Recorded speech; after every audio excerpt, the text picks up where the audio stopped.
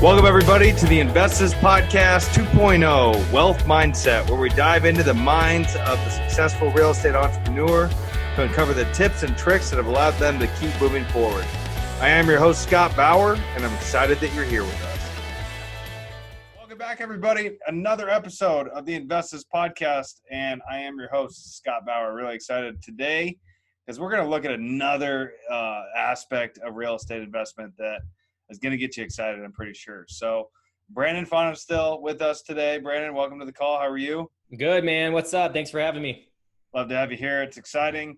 Brandon is the mobile home king. We're going to call him the king. He's the guy that knows how to make lemonade out of lemons in the mobile home world, right? So I'm excited to talk about it because I think for a lot of people, including myself, it's a little bit different of a way to go about investing in real estate. And there's some differences that we're going to go over, that you're going to go over on the different types of, what classifies a mobile home as real estate or personal property or, kind of what that is. So with that being said, I'm going to hand the mic over to you, Brandon. Why don't you give the listeners a little bit more about your background, what you're focused on now? Awesome. Thanks for having me, man. So a little bit about me. I worked for a credit card company for about 6 years, and kind of fast forward to now, I transitioned into the idea of, all right, I don't want to work for anybody anymore. I'm not, going to push the mop, so to speak. And how do I get invested into real estate without, putting my my non-educated mind in a space where there's just monsters like Scott Bauer here. So I ended up, stumbling upon this idea of investing in mobile homes in communities, and lo and behold, currently have done over 300 deals, buying and flipping, buying and seller financing, or wholesaling mobile homes. But we put really a twist on the aspect of mobile home investing, and specifically targeting homes in communities, which we'll get more into that, but found out it's nothing like real estate. So that was definitely a new thing, an interesting thing to have to figure out without hardly any, buddy out there giving advice on this topic. So that was an interesting play. But yes, as of today, we have over 20 homes cash flowing, totally replaced 9 to 5. And now our team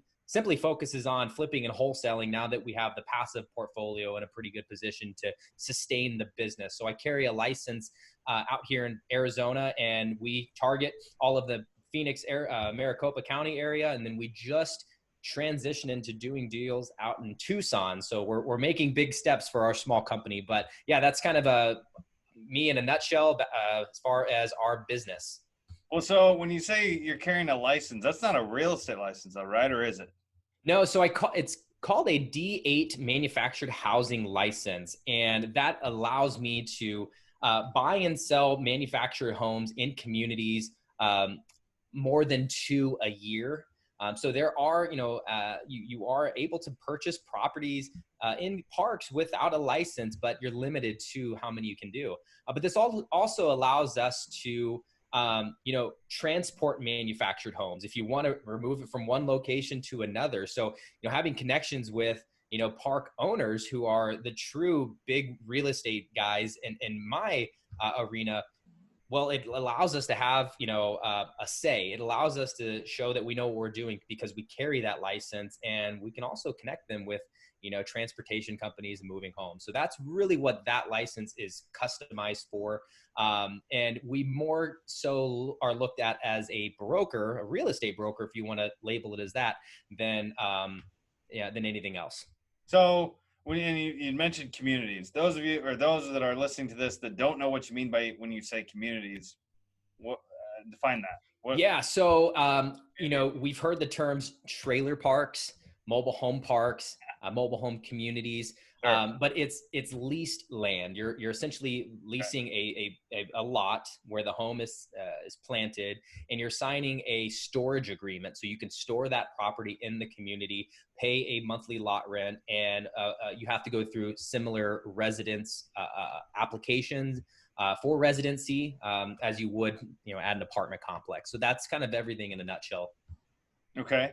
Now, I mean, here in Arizona, mobile homes, manufactured homes, this is big business. There's a lot of communities that are around town.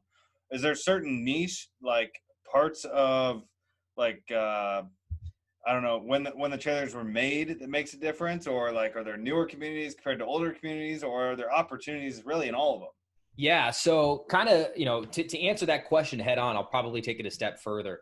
We primarily focus on family parks. So there's, you have your 55 plus community in a family park. There's two different communities and, it doesn't really waver outside of those two. We primarily focus on where our buyers are targeting, what our buyers are targeting. So we do everything in a really unique, process. We decided, okay, we want to scale our small little business 3 years ago. I'm talking. How do we, take on the multiple mobile home communities in the state of Arizona? I mean, gosh, we can really just get overwhelmed with it. So what I did, just kind of give you a little bit of background. I decided to create a lead magnet. I wanted to get an idea or get a sample size of who's buying these properties in mobile home parks. It's not real estate. You just own the home itself. It's personal property. Like a car, So right? It's like yeah, so we found out that primarily people that are buying these type of homes either need financing, maybe they have a down payment that they can afford to place down, and then pay a few $100s a month. And we also discovered that most of them have a family of two or more kids, so they need to stay in a non-age restricted or a family all age park, in other words. So we recognized kind of early on that majority of these individuals that were giving us information on who they were, giving us internal data, helped us lead to, all right, we're putting our focus on family parks. We're going to work in in this area. Most people want to live in, whatever the section it was that we were able to define. And from there, we were able to take off. So that's kind of like a long drawn out answer, but I can say this, and I want to make it clear for those that are considering investing in different avenues. As always, as any business startup, always test your market before you go and decide to dump a bunch of money into something, because we've seen investors who flip real estate very, very, very educated in that arena, and then they kind of go over into this ball game. It's a whole different ballpark. I mean, the comping a property is totally different. Running an ARV, understanding, okay, what is this home going to sell for? It's a totally different arena. For those people out there that may be thinking about a different avenue to go in, maybe somebody who is in flipping houses or in apartment syndication or another aspect of real estate investment, and has decided that it's too crowded in that space, or they're tired of it, they're thinking about getting into another aspect of real estate investing, and maybe they want to think about mobile home investing. Are there a ton of people out there that are doing that? I mean, is the streets crowded just like they are in the other areas? I have a funny response to that, and it might be a little corny, but it's true. It's common most of the time where you see those bandit signs on the side of the intersection, and it says "We buy houses cash." You see those predominantly, right? Yep. You don't see that with mobile homes.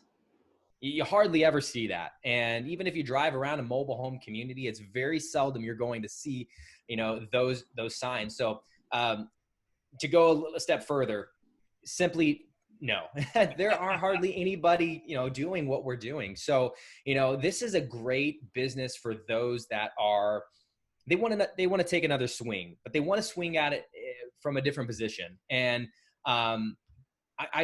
reason why I love this business too is it really has the same fundamentals and mechanics as real estate investing. And I can tell you this, the percentage returns blast any real estate deal out of the ballpark. I mean, we get, 300% return on our money in a couple of weeks, that kind of thing. We're not working with big deals, but I'm telling those that are watching this video, this is it should be an eye-opening thing, especially if you're contemplating, all right, what is my next play here? What do I do?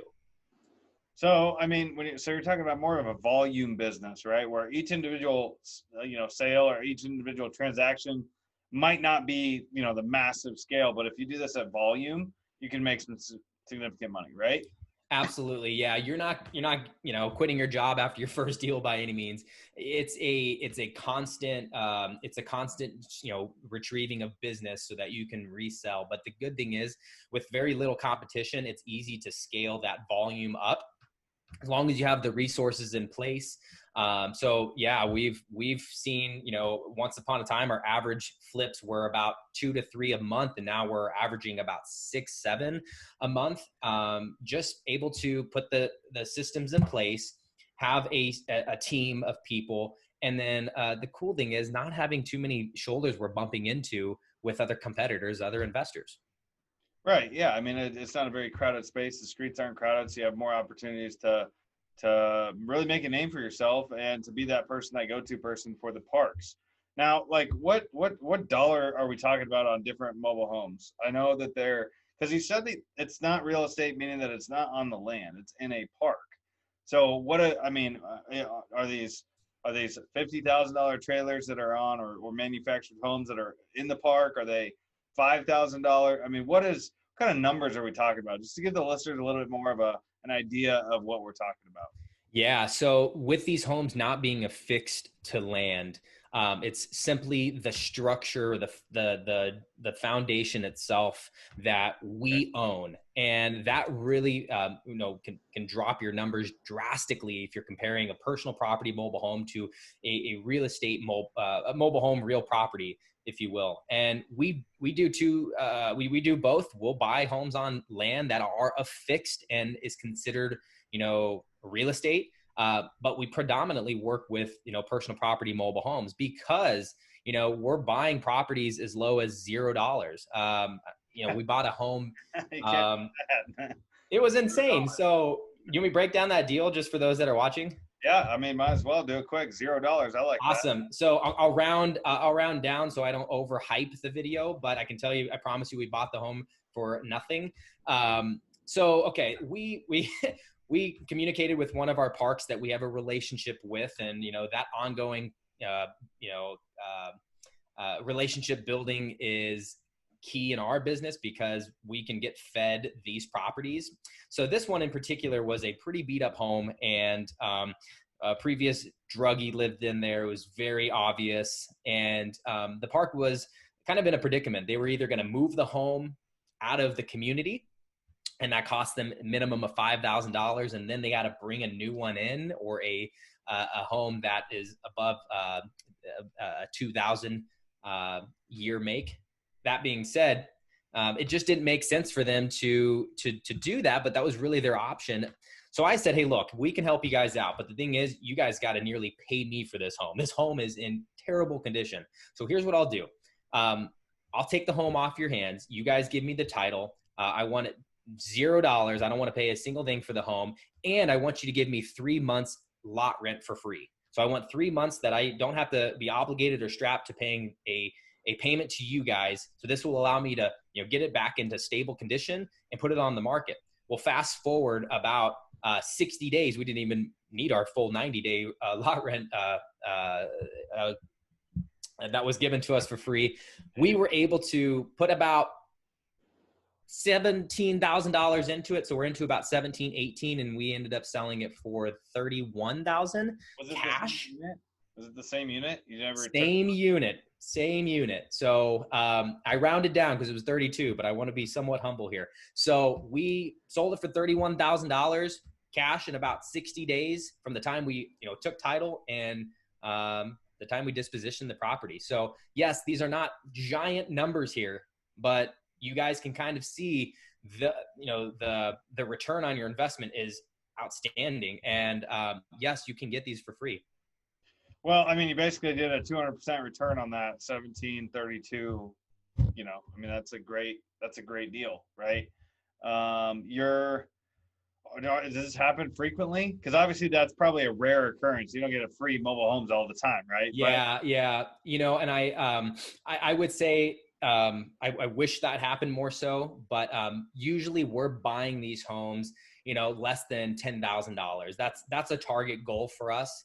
A lot of it has to do with whether we're working with a single wide or a double wide, and how we are labeling that property. Are we labeling it as a home that is in terrible condition, or, you know, is it a home that doesn't need very many repairs? We've put together a system so that we can target, all right, this home fits our model, we'll buy it at this price range. And so that's really the sense of what we focus on.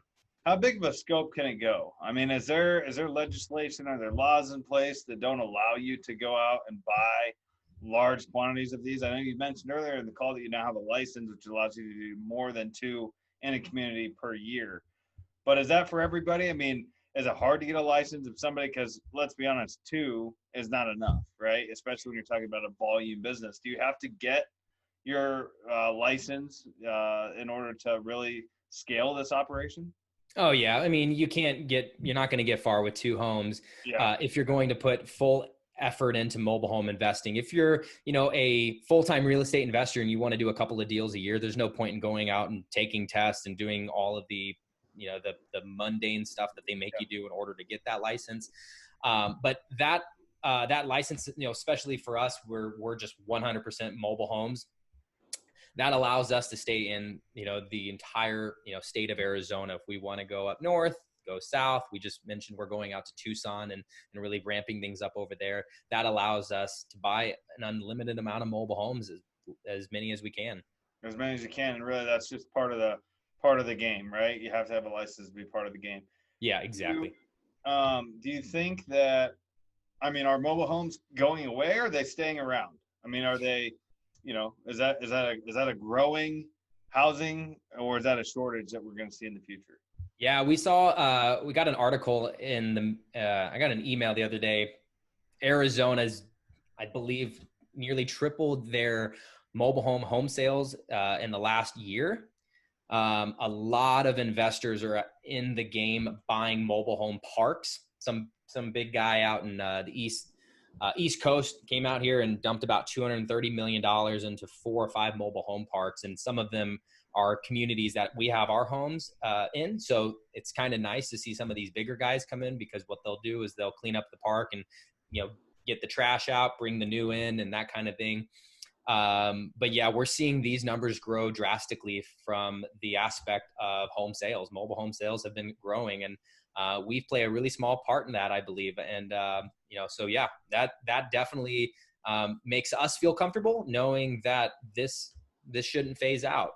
Well, Brandon, I mean, let's be honest here. Let's look at where the state of the economy is, where the state of just where everything sits today. Affordable housing is one of those things that there's a shortage of, and this would be an affordable housing option for people, right?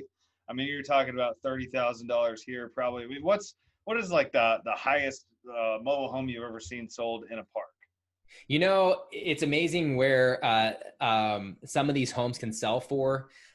Considering the land is not included, we'll see them in the 6 figures.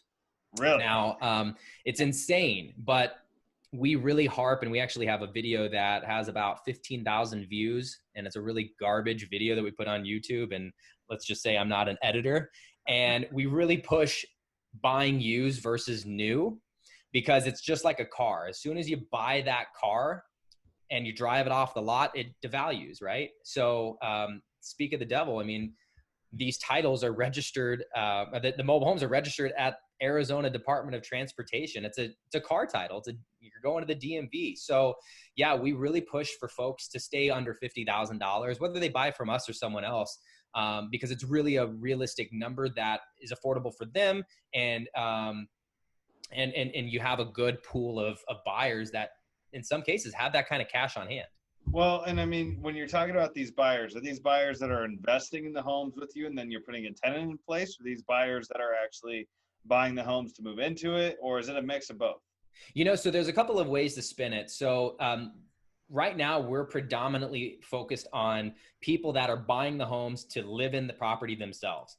But before we grew this company to where it's at now, where we're doing nearly 8 deals a month, I was focused on raising capital from investors. I used to speak at Rich Dad education seminars, and helping people get money for their mobile or for their real estate flips. And I didn't have anything to do with real estate other than that aspect, but I then discovered that, hey, there's a niche here that could be used. And what we started doing was raising capital around the time when Houston had all of the hurricanes that they were having 3 years ago ish, 4 years, I'm not sure.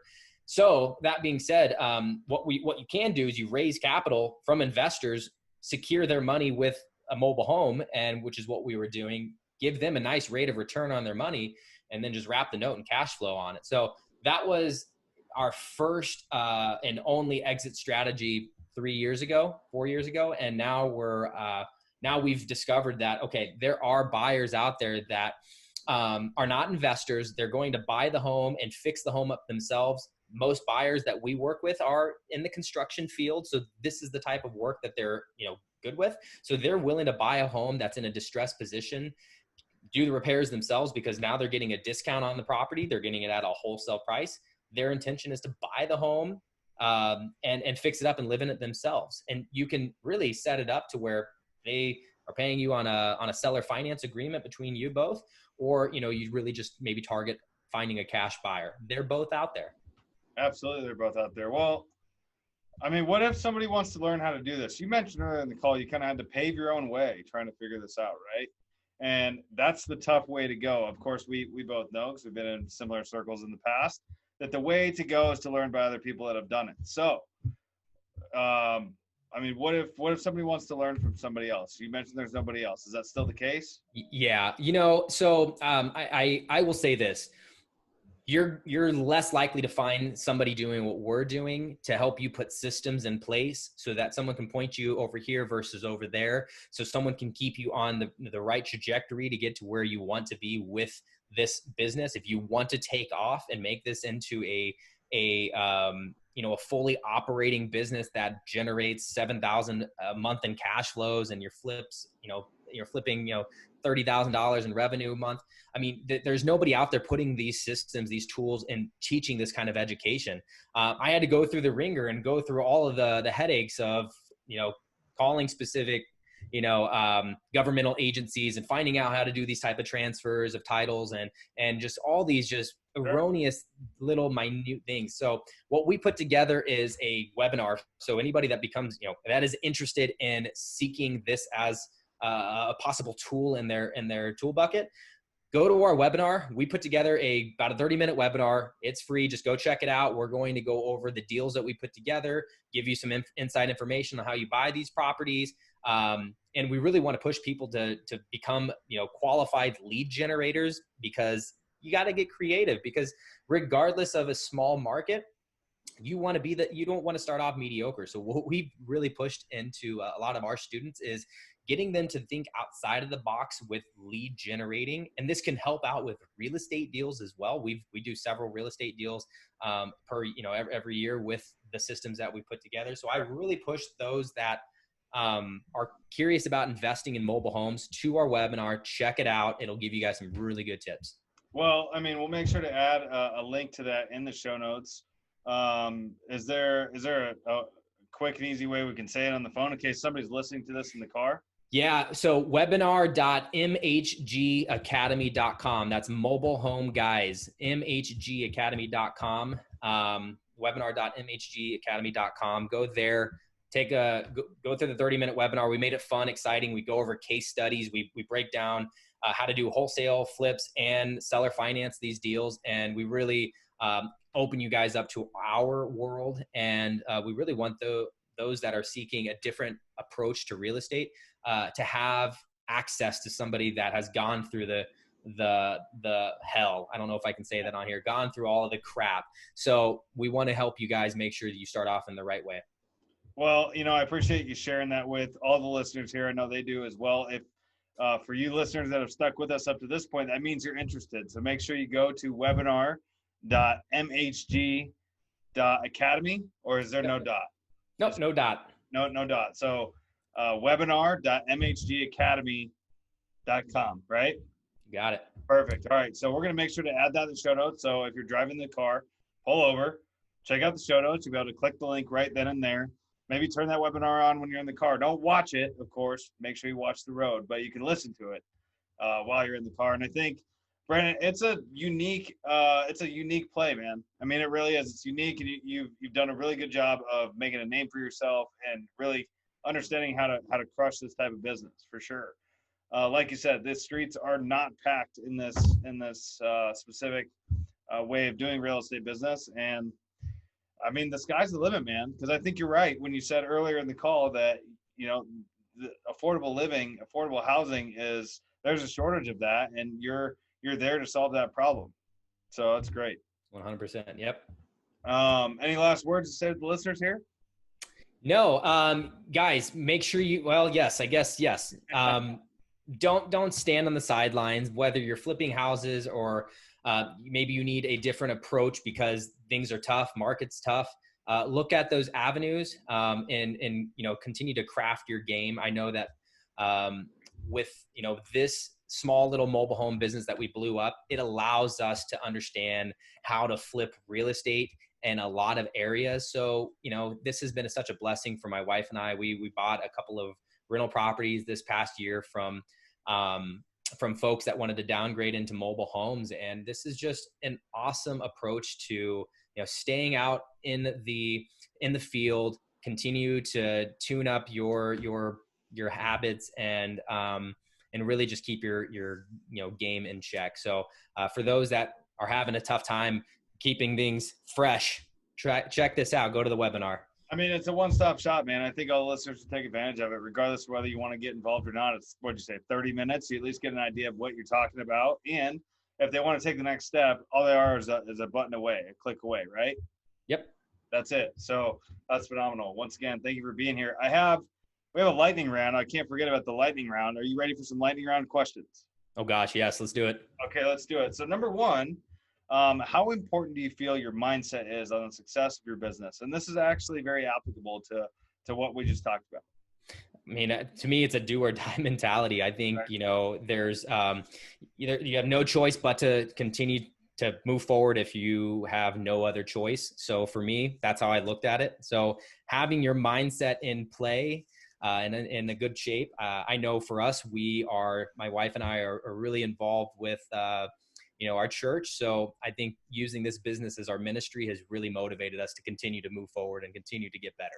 Absolutely, man. That's great. I love to hear that. And that was a great answer. I'm always interested to hear who and what people are reading. Or what are you reading right now? Right now, I'm reading Leaders Eat Last. I just finished up a couple weeks ago. Who moved my cheese?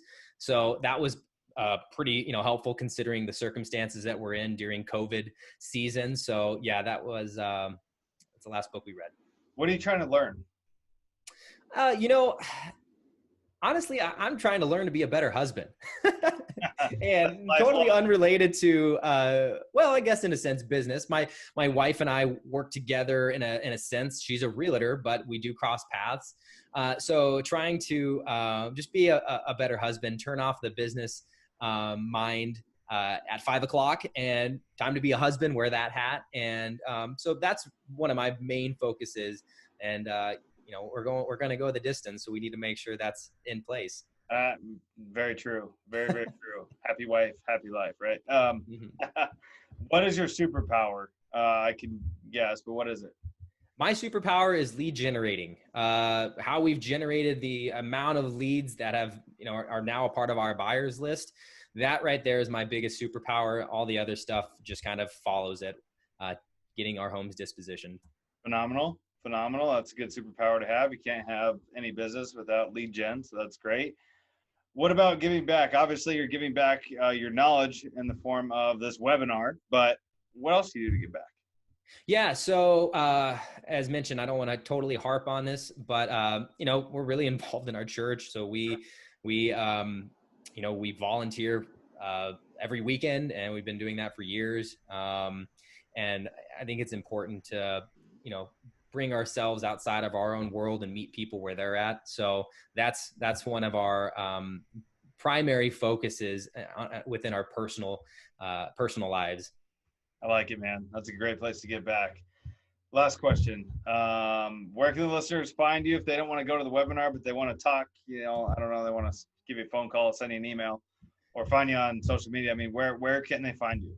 Yeah, so they can find me on all social media platforms. I haven't perfected the Snapchat or the TikTok yet, so don't try me there. I got to ask, my 15-year-old cousin how that works. But where you can find me at is info@mhgacademy.com. Send me an email. Check us out on Instagram, Mobile Home Guyz with a Z. We like to be really cool and flashy because 3 years ago, the proper way of being able to spell that was taken. Thanks, GoDaddy, for informing that. But yes, check us out on all social media platforms and send me an email, info@mhgacademy.com. Phenomenal. So all you listeners that have stuck with us up till now, that means you're interested. Make sure to go check Brandon out and the Mobile Home Guyz, brand and everything that they have to offer. Also, too, of course, we want to make sure that we spread the word and let everybody that know about what we talk about at the podcast. So please like, subscribe, and share. That's the way that I get the word out, is by you telling all of your friends and everybody that you know about what you just learned on these podcasts. So I appreciate you so much, and look forward to keeping you involved. And Brandon, once again, thank you for being here. Thanks for having me, man. Appreciate it. All right, we'll talk to you real soon. Thanks, man.